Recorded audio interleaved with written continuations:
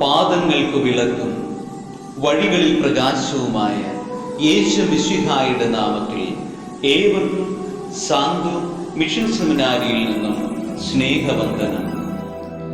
August 7 കൈത്താക്കാലം 3-ാം തിങ്കൾ.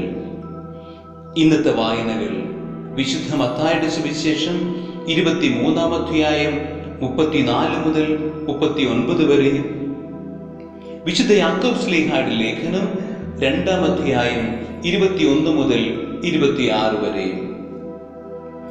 ആത്മാവില്ലാത്ത ശരീരം മൃതമായിരിക്കുന്നത് പോലെ പ്രവൃത്തി കൂടാതെയുള്ള വിശ്വാസവും മൃതമാണ്.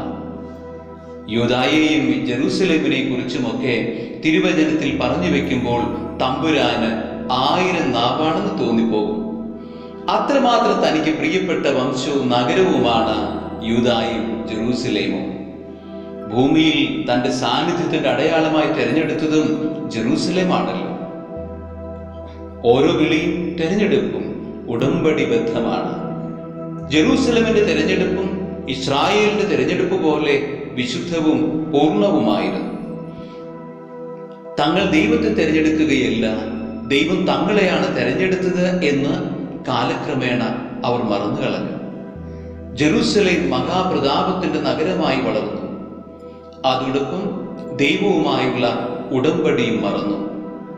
പണവും അധികാരവും ഒന്നുകൂടിയപ്പോൾ ദൈവത്തിന്റെ അരുളപ്പാടുകളേക്കാൾ മാനുഷിക പാരമ്പര്യങ്ങളും ചട്ടങ്ങളും തീർപ്പുകോലായി. പ്രവാചകന്മാർക്ക് വിലയില്ലാതായി.